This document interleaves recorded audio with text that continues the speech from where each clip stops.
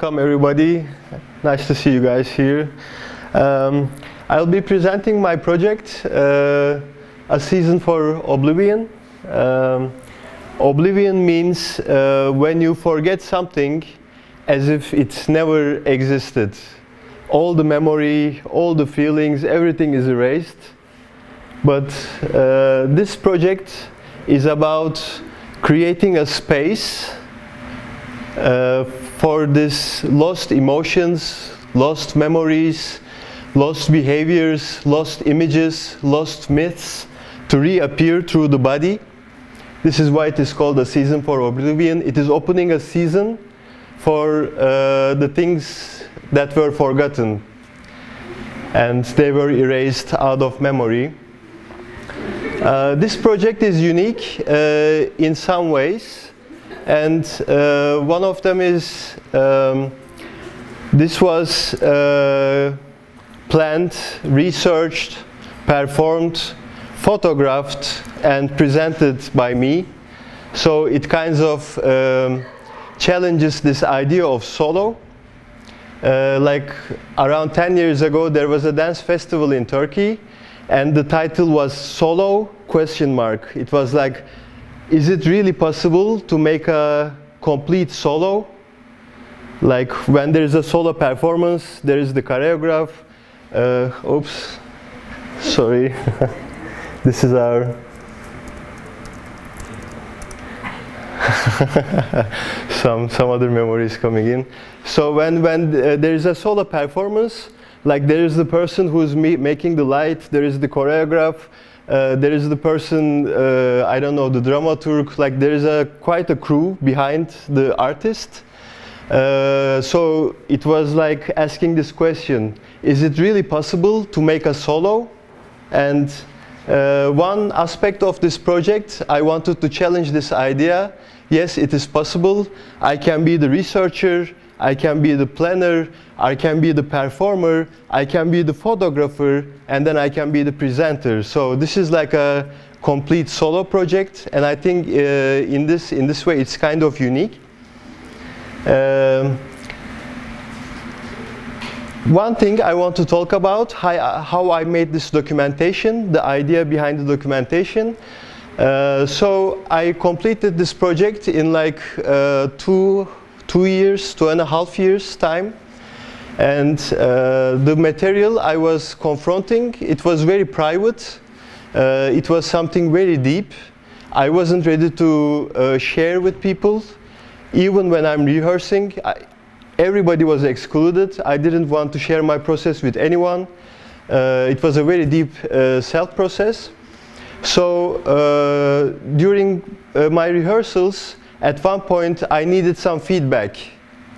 I wanted to see how it was going, but I didn't want any people included. So what I did, I took a very wide-angle lens to my camera, and during my improvisations, I just set up the camera to take random shots every 10 seconds. And the first idea was just to give me feedback. But after a while I saw like it was quite interesting, like this format.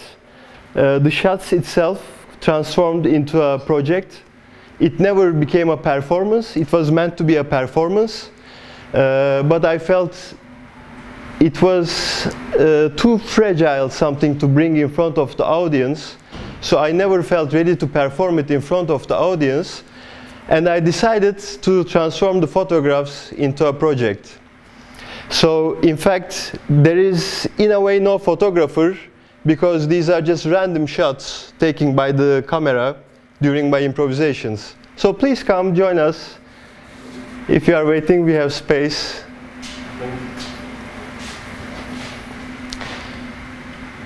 So what I offer you guys for this presentation, I will not do much further introduction, but I will start showing the photographs. And there are around, I think, 90 photographs, which will be like 12-13 minutes. And after you see the photographs, I will open the space for questions and answers. And I will also start explaining what's behind this process more precisely. Is it okay for you, or like do you prefer a little bit more introduction into it? Is it fine? Okay, so maybe we can just turn off the slide. And I have to say this because I forget to edit into the introduction. There are some nudity in the photographs. It's an artistic nudity, but I mean, if you are offended by this kind of stuff, if you feel uncomfortable, I'm just telling you now that there is some nudity, so you decide if it's too much for you, or are you okay with this? So we can turn off the lights and then we will start.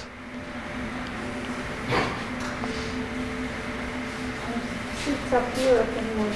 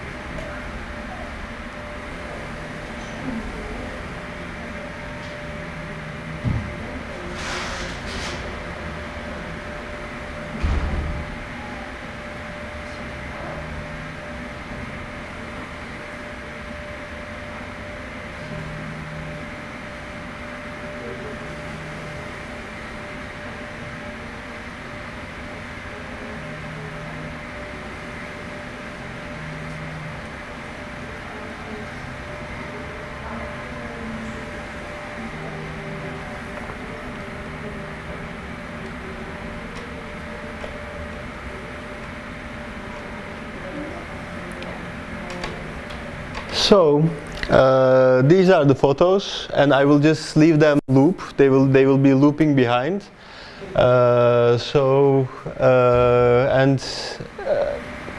We can start talking about it. Either we can start if you feel like making some comments, asking some questions. We can talk about those stuff, or I can make some small explanations, however you guys feel about it.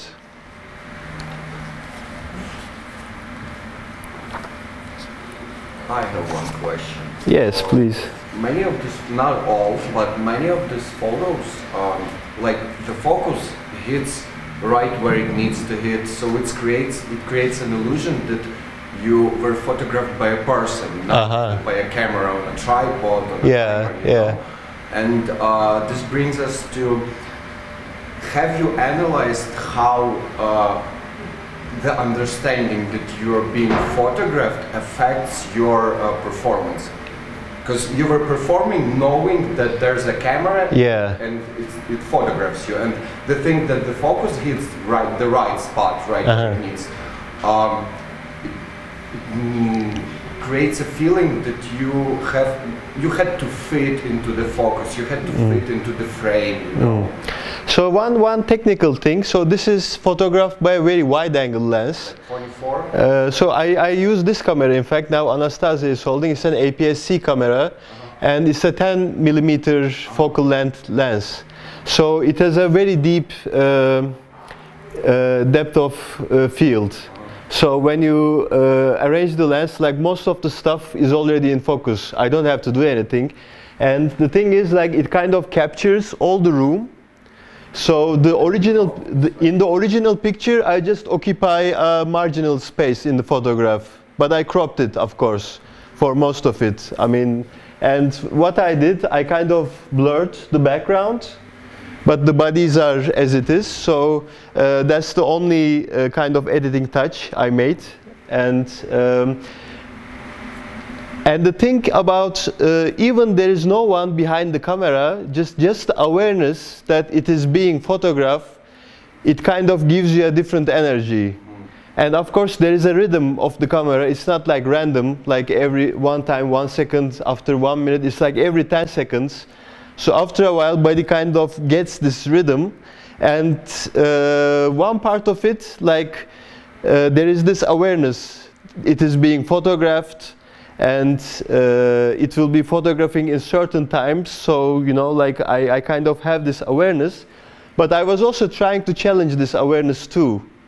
Like I was also trying to get free from it, to make it really some personal self-reflection process. So there was this little bit maybe conflicting aspects. Yeah, so it hadn't affected your performance? It affected. It's impossible not to affect. This is something very interesting. I mean, even if there is no one behind it, even the existence of the camera, the knowledge that it's being recorded, it affects. And most of the time it affects in a more positive way, because it kind of gives this extra kick, like the performance energy. It's giving me the performance energy. Like sometimes, for example, I did improvisations without the camera. But when the camera was there, it was always like I was more prepared, more ready, you know, like more presentable. It was something interesting. Yeah.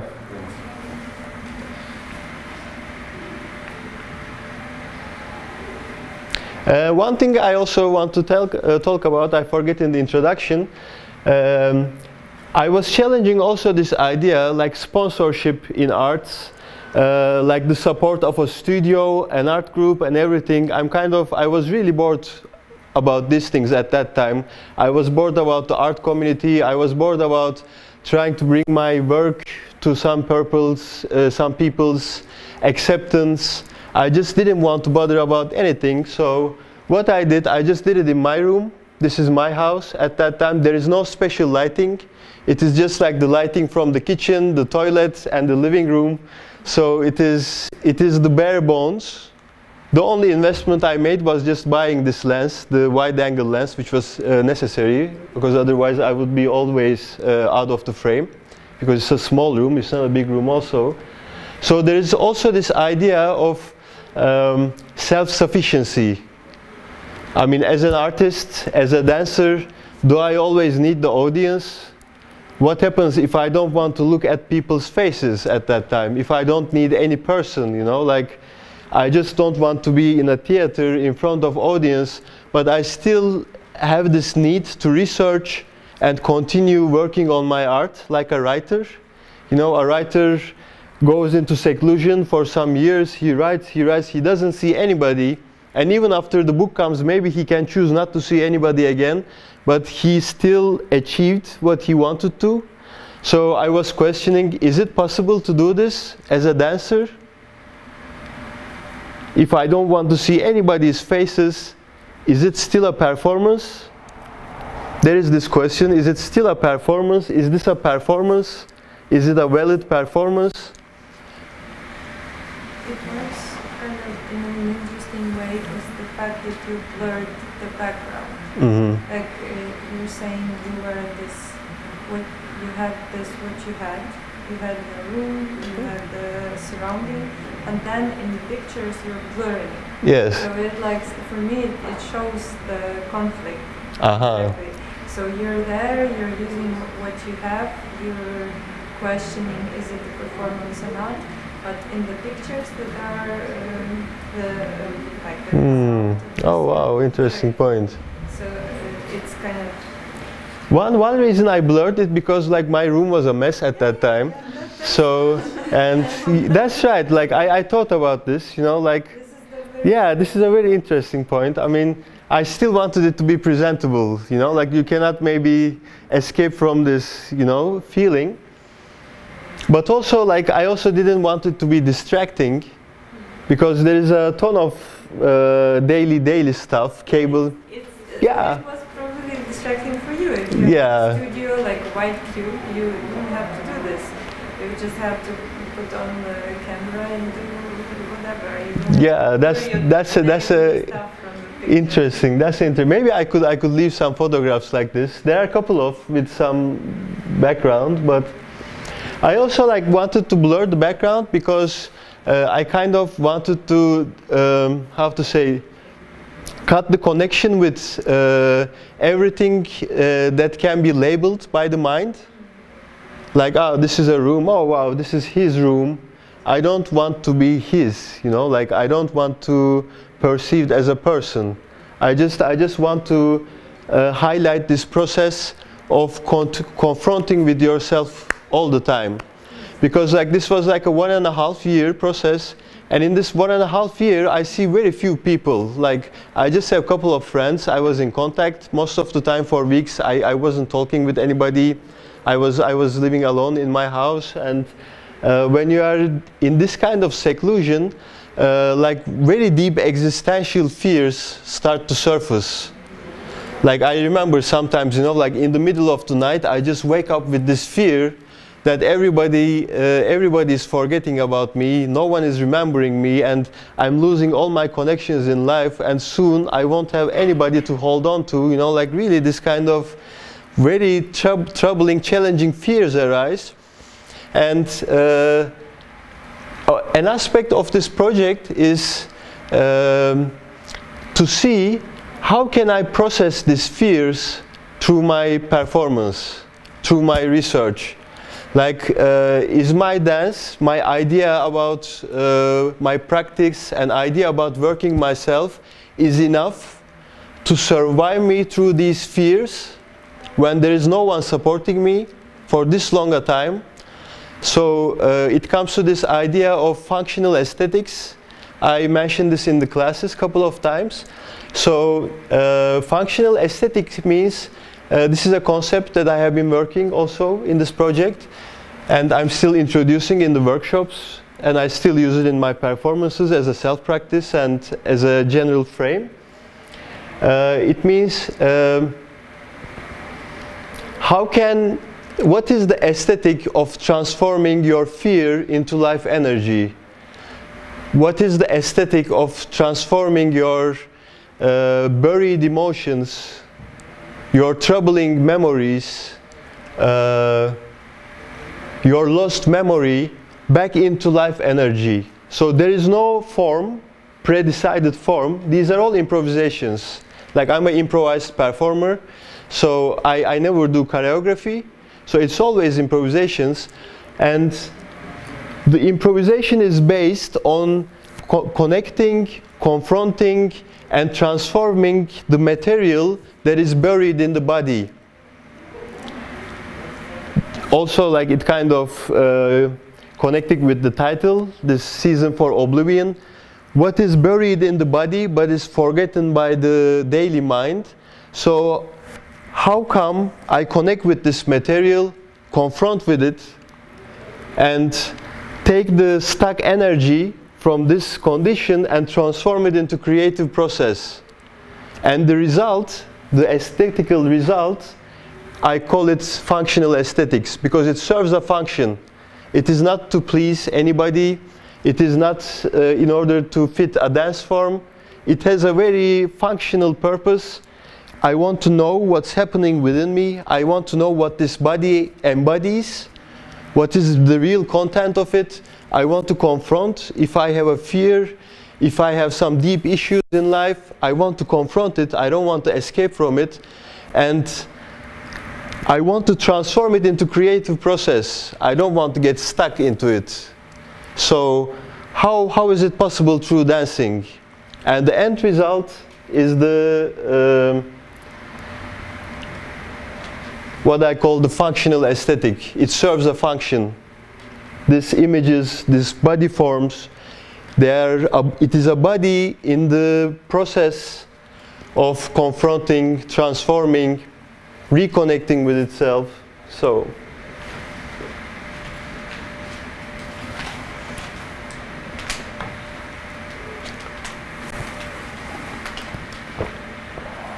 I think you are working with an important point for art. Is kind of what is art? Does art have to have a witness? Does there have to be someone observing? If a painter paints a picture, does someone have to see it for it to be art? I mean, that idea, does a dancer have to be witnessed? yeah. Still, I mean, of course it is being witnessed, but not the performance, of course. So the question is there, like these are the photographs. This is not the performance, or is it the performance? Is it counts as a dance performance, or is it just a photography project which uses the dancing body as its subject? Because no one saw this, no one ever witnessed my rehearsal project. My friends were asking, you know, what the hell are you doing in your house? Like, what the hell you are doing in your house? Every once in a while, I was sharing photographs, like this kind of photographs in the Facebook, without any explanation and anything. Some people were thinking I was going crazy, probably. How intense were your work? So, like, it was like, as I told, it was like 1.5 years. But some parts I stopped working because I was overwhelmed by the solitude of it also. But for example, my daily practice, it was whole day work. I was working all day. In the morning I had like 2-3 hours of physical work and how to say, some physical training, yoga exercises and some different breath practices and everything. And what I did was mapping my body through this process, which I also share in the classes. So for example, I was taking very detailed notes of everything that was happening. I was drawing the maps of my body and I was saying, this part, you know, like I have some stiffness today, and if some images appear related to this part, I was writing them down, I was drawing, I was writing poems about it. So I was trying to map everything that was happening. That was the first part, the first 3 hours. And then I was giving kind of a lunch break.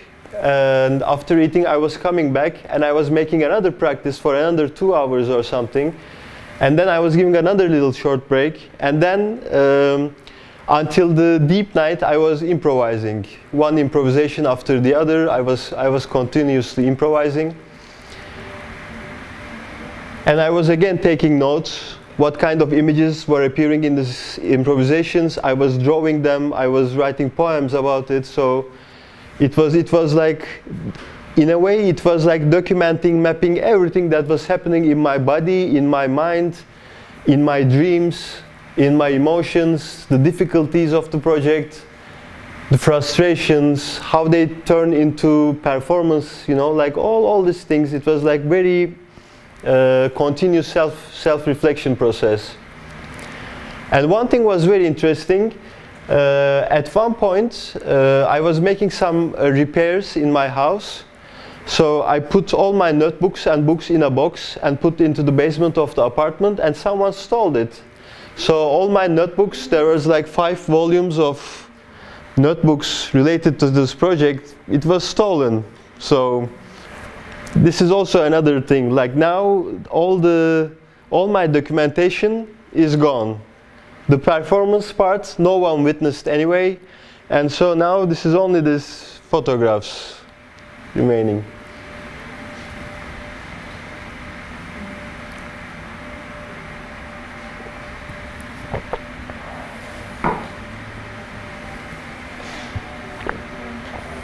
What's the reason that you have some clothes on some pictures and on some you don't? Yeah, it was just a feeling, I think. Like when I begin, I started with my clothes. I mean, in the very beginning, they are simple clothes, but still, you know, I was improvising. I don't know, it was like that. Then slowly I realized, you know, like, do I really need this? I wasn't thinking about showing these photographs at that time. I mean, at that time, everything was a preparation for the performance. So then I thought, you know, I mean, why don't I, you know, just remove all the clothes? Why do I need the clothes? I mean, I'm just looking at my own photographs. So at that time, I had a little bit this edge of, you know, like being presented nakedly in front of an audience. But then it became like the natural next step. I mean, I'm not interested in what's happening in my t-shirt and my pants. I'm interested in what's happening in my body. That's the canvas, you know, like, and I think it's important, like, every part of the body, every muscle has its own story. They are the storytellers of this thing. So I felt like it should be present, everything should be present. Since it was a process of confrontation, so like to confront with my nude body is also a natural part of the process. So finally I just removed all the clothes and yeah. Are you using music? No, it was silent. Most of the time I don't use music also in the performances. Like I think also the silence kind of forces you to confront your own material. Because when there is a music, then you are kind of affected by the emotions of the composer of that music or the material of the musicians. It's kind of giving you the beginning, all the changes. And when there is no music, it's just self-reflection and it's just responding to my own content. It's a little bit more challenging.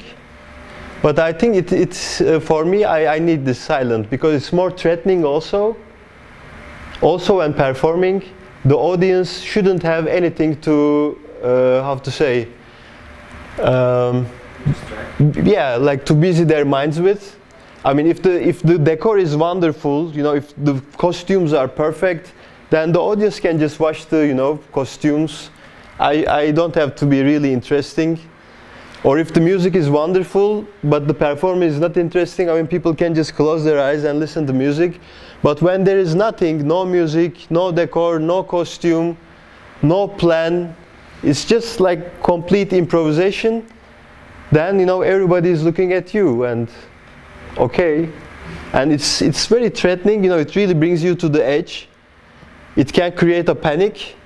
But it's like, then it becomes very powerful. Then you have all this extra material surfacing And for me, it's very interesting to work with this. I don't want helpers. So that was one reason. Silent performance. Did you have any breakthrough points, like you had some idea before you started it all, and maybe the process was working on something completely different afterwards? So maybe I can explain in this way.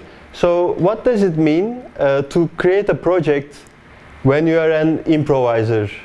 I mean, improvised performance means you don't have any choreographic ideas beforehand, so how come this becomes a project?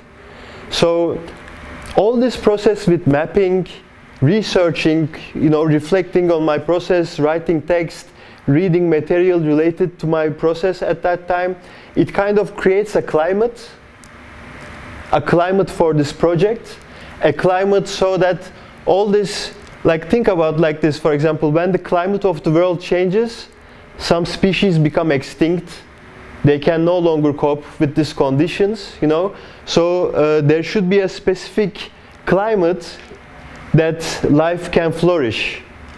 So preparation for an improvisational project is creating this kind of climate inside of you. How can I create this climate so all these forgotten things, all these buried things, all this challenging stuff can slowly come back to life? So that was the idea behind it. And the breakthroughs happened in this way. Like for example, sometimes I felt before improvisation super aggressive condition. I had a very destructive energy. I felt very aggressive. Some of the images are like this, some anger, destructive anger coming. And when I improvise for, I don't know for how long, half an hour or something, and then I take notes and this and that, I give a short break. And when I come back and improvise again, most of the time I was finding something very fragile, feminine underneath it. So to discover these ideas of layer, like the layers of the mind, it is very, I think, close related with archaeology.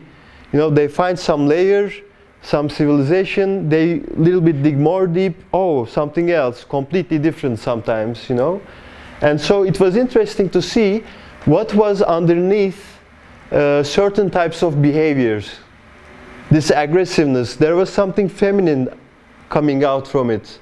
And if I wasn't aware of it, it made me very destructive, angry, and, like this, for example, like this. And when I keep on improvising, then underneath it, something more mythical came, something more like a totem, like something more animal, something more spirit. So there was always like layers of mind, one after the other, and improvisation was a tool to confront the content of these layers, the mental, physical, body-mind layers.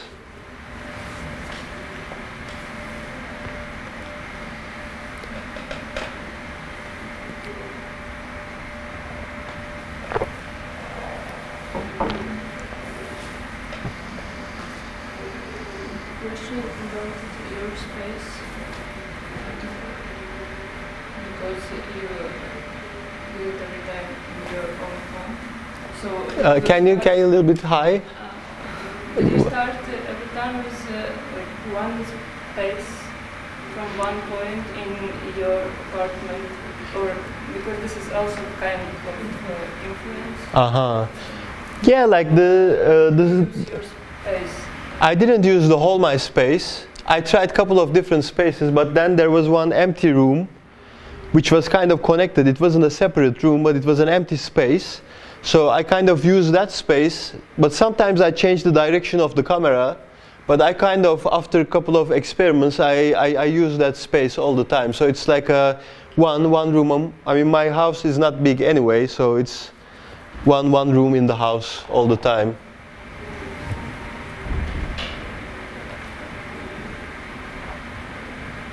So it wasn't connected like this, your space, mostly with your inner space. Yes. I mean, yeah, like the space was important because it just gave me the safe area to go through this process.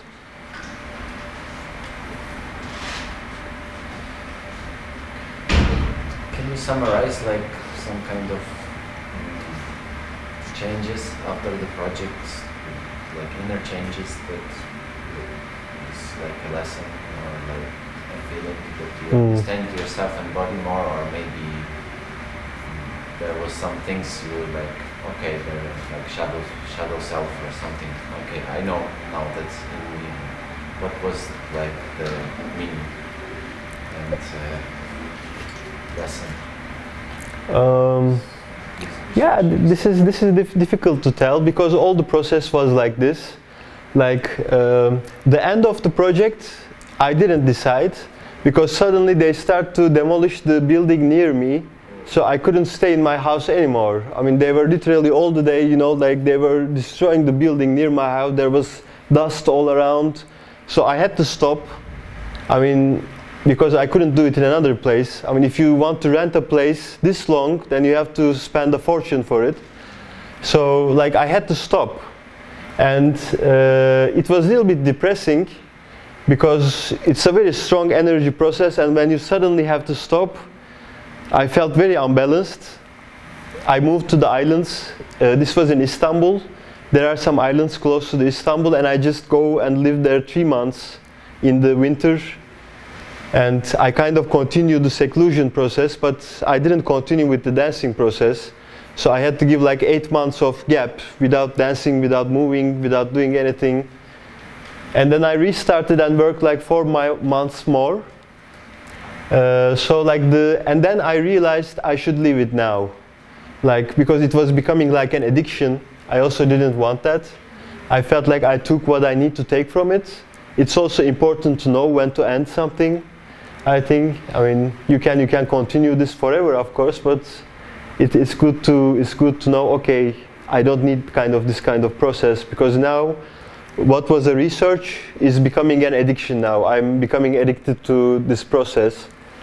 And then I started, for example, it kind of inspired me to give workshops, because I then feel like now I have a lot of things to share. Because like I kind of survived this process. I mean, I collect a lot of materials, ways to work with myself. Now I can really share tools with people who are interested in similar processes or whatever process. So the biggest difference was that, and I kind of started traveling around the world. Then we met with Adam and Julie, and we kind of collaborating together. So it kind of this was between, I think, 2015 and 2017 or something. And after that, everything changed. Like, this was meeting no one, 2 person in my life at this time. After that, many people, new people all the time, performing outside, performing with costumes, performing with music, like breaking all the things that became taboo in this process. So it ignited that, but the transformation was very difficult for me.